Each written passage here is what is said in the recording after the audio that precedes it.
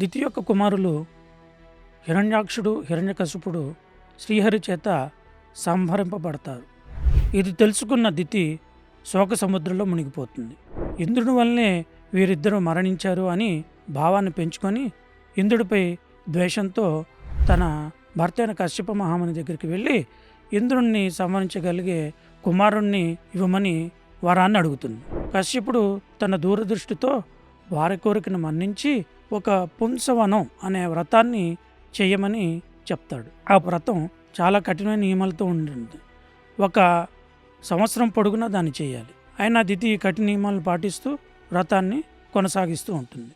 ఇది తెలుసుకుని ఇంద్రుడు తన్ను సంహరించే కుమారుణ్ణి దితి కోరుకున్నదని తెలుసుకొని ఆ వ్రతాన్ని ఎలా అయినా భంగం చేయాలని దితి వద్దకు వస్తాడు. ఇంద్రుడు చాలా తెలివిగా శత్రుభావంతో రాడు, వినయభావంతో దితి వద్దకు వచ్చి, తల్లి, నేను నీ సేవకునిగా నన్ను నియమించుకో, నీ వ్రతానికి చాలా సేవ చేసి నీ వ్రతాన్ని నియమబద్ధంగా కొనసాగించేందుకు సహాయం చేస్తాను అని అడుగుతాడు. ఇంద్రుడిని సేవకుడిగా ఉండడానికి అనుమతిస్తుంది. సేవకుడిగా చేరిన ఇంద్రుడు సహాయాలని నిజాయితీగానే చేస్తూ అవకాశం కోసం ఎదురు చూస్తూ ఉంటాడు. నిండు గర్భిణి అయిన దితి ఒకరోజు అలసటతోటి కాలు కడుక్కోకుండా నిద్రిస్తుంది. ఇది గమనించిన ఇంద్రుడు ఇదే సరైన అవకాశం అని తలచి వజ్రాయుధం తీసుకుని తన యోగశక్తితో దితి యొక్క గర్భణంలోకి ప్రవేశిస్తాడు. అక్కడ బంగారు వర్ణంలో మెరుస్తున్న పిండాన్ని చూస్తాడు.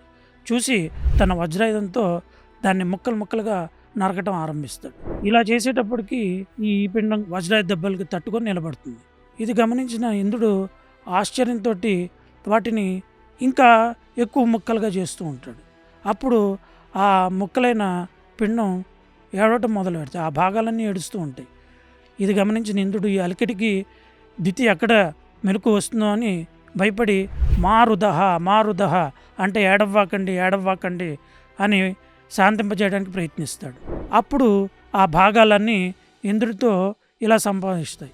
మమ్మల్ని మారుతహ అని పేరు పెట్టావు, నువ్వు మాకు పైగా సహోదరుడివి, మమ్మల్ని ఎందుకు సంహరించడానికి ప్రయత్నిస్తున్నావు, మమ్మల్ని సంహరించొద్దు అని వేడుకుంటాయి. ఇంద్రుడు ఇది విని ఆశ్చర్యపోయి వారికి తన సహోదరులుగా అంగీకరిస్తూ మీకు దేవత గణాల్లో ప్రవేశం కల్పిస్తాను అని వాగ్దానం చేస్తాడు. ఈ అలికిడికి దితికి మెలకు వస్తుంది. నన్ను క్షమించు అని ఆవిడ కాళ్ళ మీద పడతాడు.